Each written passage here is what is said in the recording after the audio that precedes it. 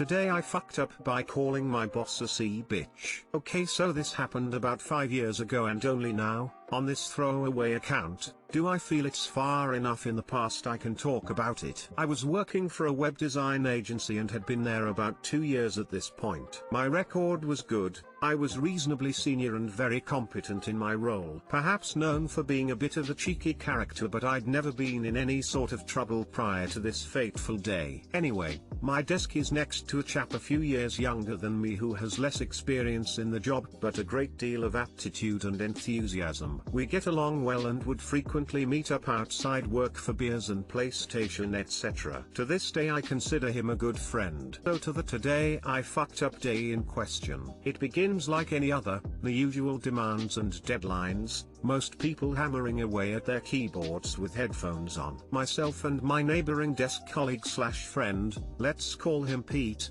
are at our regular desks next to one another, getting on with business. At some point mid-afternoon our line manager, a woman who happened to be married to the company owner, a classic case of somebody rising to a position they didn't deserve, purely thanks to nepotism, stands up and walks over to Pete to discuss some work he's produced. She is not happy. In fact, she is really pissed off. Angry line manager proceeds to lay into Pete in front of the whole company. There are about 25 people all in a fairly crowded open plan space, pulling no punches. It's the kind of public dressing down you might expect in the military for getting caught doing a shit in your superior officer's boots. And it's entirely unwarranted in the circumstances. The guy is still a bit of a rookie in the industry and had some very obvious strengths whilst being a bit deficient in other areas. He was ideally suited for being fast-tracked down the route where he was proficient and comfortable, but for some reason the company was determined to force him into doing things he was less comfortable with. At any rate, the relatively harmless mistakes he had made on this occasion warranted little more than a quiet word to be a bit more thorough when checking work in the future. It certainly did not deserve the mother of all bollockings he was currently receiving in front of a startled audience. Whilst many people in the office were buried in their headphones, you could tell few were oblivious to what was going on, shifting awkwardly in their seats and desperately trying to avoid looking over at this brutally savage verbal beating. It was loud enough that nobody could really escape it, and the contrasting looks on Pete and angry line managers' respective faces told you everything you needed to know, even if you couldn't fully pick up the audio. Now Pete is a perfectly well-rounded, charming, friendly, lovable guy. He gets on with everyone. He's a really great person. But this horrendous onslaught is really taking it out of him. I wouldn't say he was especially delicate and sensitive, but you can tell he's struggling to hold back the tears. He's getting torn to shreds over something really fairly trivial, and he has no option to retaliate, knowing the angry line manager is sleeping with the company owner and is effectively untouchable. So he just sits there and takes it, writhing in discomfort, knowing all eyes are on him. Throughout this attack I'm trying my best to pretend I'm oblivious. I've got my headphones in and I'm staring intently at my screen, not moving my head even slightly. I often think back and wish I'd spoken up there and then,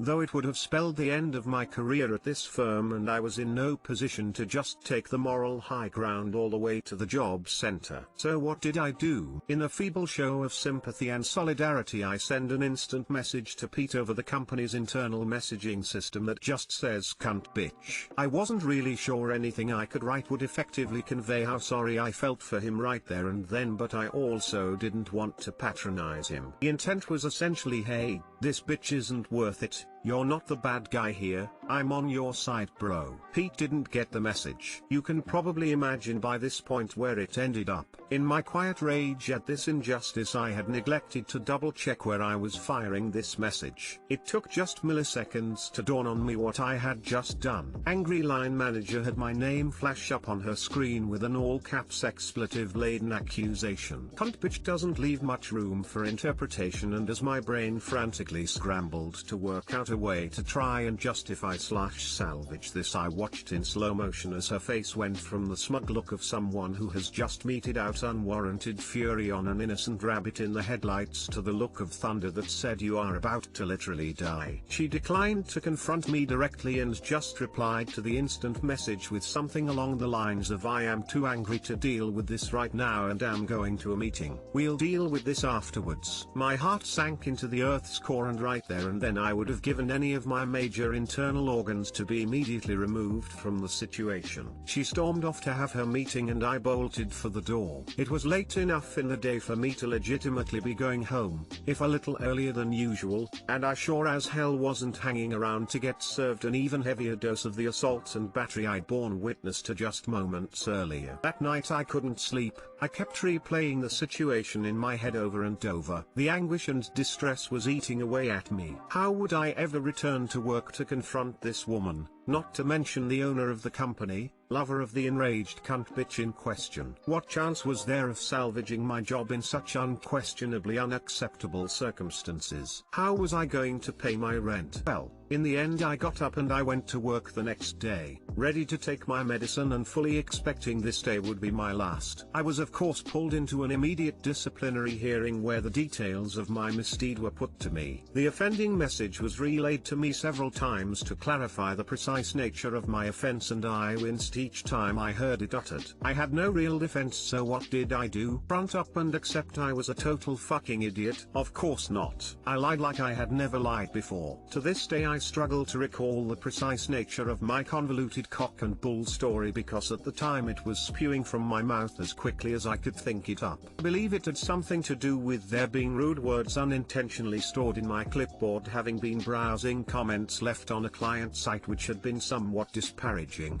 and somehow I'd pasted said profanities into an instant message which had then accidentally been sent to angry line manager. To say it was stretching believability is a major understatement. It was clear bullshit and surely nobody in the room would see it for anything else. My tale was recorded and I was told they would consider the evidence before coming to a decision. Now, remember that prior to this I'd had not one blemish on my record. I'd never missed a day, I'd never made a mistake in my work, and I was actually running some pretty major client projects. It started to dawn on me that were I to leave with immediate effect it would leave them with a very big hole to fill, though I was adamant they'd pick that option ahead of letting me get away with it. Despite being entirely certain my days were numbered, to my surprise the decision came back that I was to be reprimanded with a final written warning, meaning the slightest step out of line in future would see me done for. The absolute fabrication of a story I'd come out with hadn't fooled anyone, but it did leave them with enough of a reason to chalk it up to sloppy behavior rather than acknowledge I had directly insulted my line manager in no uncertain terms and had nothing but disdain for her. In essence, I was saved by my competence. Company ran a very tight ship and had no leeway to have others take up the slack if a senior member of the team were to leave. I carried on meekly doing my job, keeping myself to myself and doing my best to ignore the sword of Damocles hanging just millimeters above my head. My search for a new job had begun the very day the excruciating event had taken place, and fortunately I was offered a new role at a new company within a month. I was able to leave the business the right way, working my notice and thanking everyone as I left.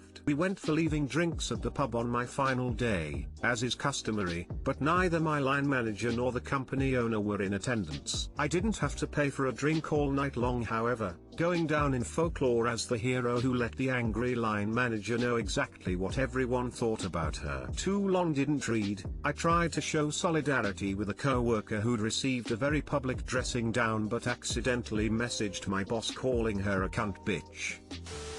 Now I don't know what's worse, promoting the person you're married to or marrying your nephew. This story has it all, including wrong and right meaning of the word oblivious. Brilliant.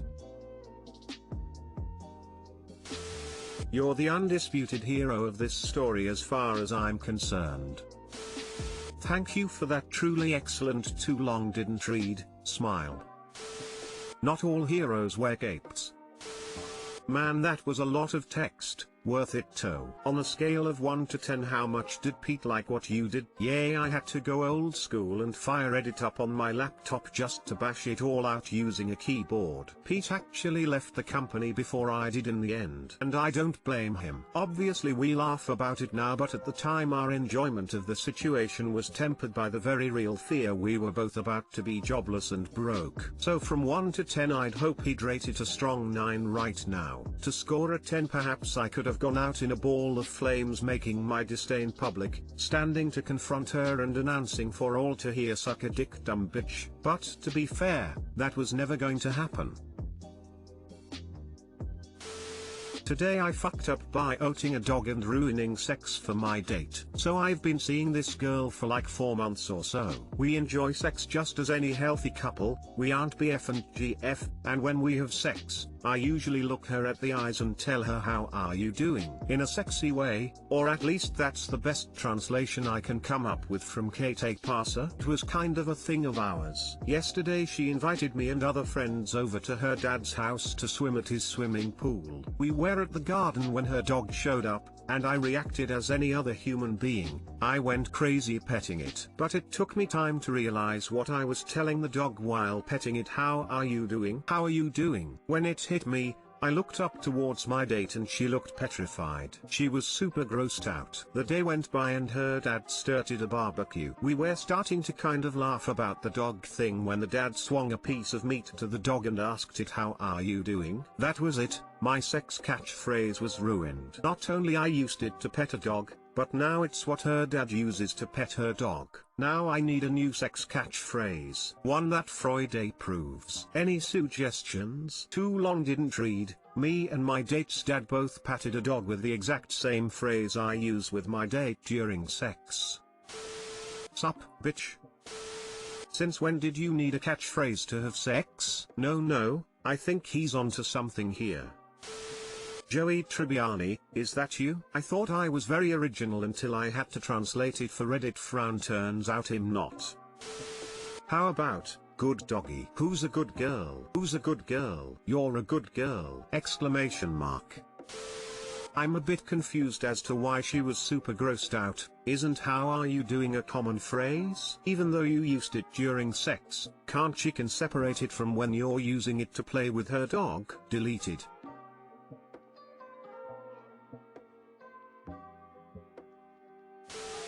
Today I fucked up by quitting my job, getting fired in return. This actually happened yesterday and the day before yesterday. I started in a new role in January. Already had some mixed feelings about the company as the interview and hiring process had been dragged out over many interviews. Initially, my gut feeling had been very good as I know some people there and know of their pedigree. However, after all the interviews I actually got a call and offer to trial work for a week for them. In my line of work, that backslash is kinda very unusual as there is a shortage of talent, so I respectfully declined. Consequently, they didn't backslash offer me the job. Fast forward a couple days later, I get a call again asking if I still want to work for them. That raised a lot of questions for me and I was on the verge to decline there and then. However, I ignored this red flag and accepted the offer. Come January and I start with them, everything turns awkward very quickly. My department consists of a junior, my predecessor who is supposed to get me up to speed on myself.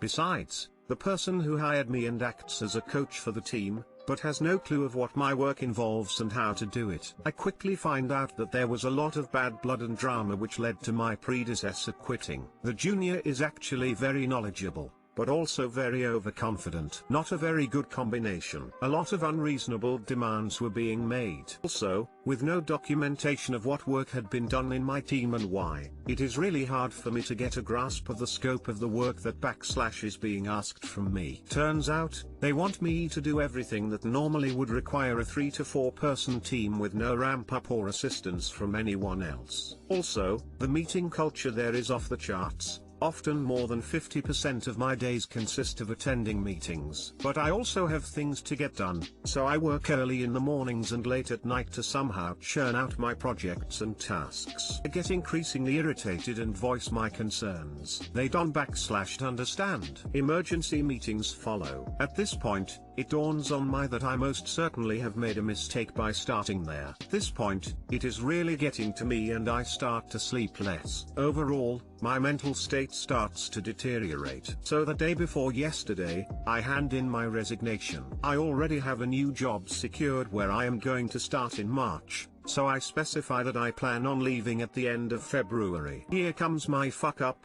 My contract specifically states a 7-day notice period. I thought I was being nice to my employer by giving them some time to potentially find someone else. In the meantime I would have wrapped up some things there, documented everything and left with a clean slate. But hell hath no fury than a company scorned. Yesterday, all my logins get blocked and I get the call to come into the office to deliver all my stuff. They terminate my contract within the specified time of 7 days, which will leave me technically unemployed for the remainder of the month. This strikes me as a case of if you don't wanna play with me, I don't wanna play with you. Very childish. No big deal really, especially as it leaves me some days to spend with my family and unwind from all the drama. Lesson learned: never try to be graceful and give an employer enough time before leaving. Also, trust your gut feeling before accepting a job offer. Too long didn't read, I quit my job only to get fired in retaliation.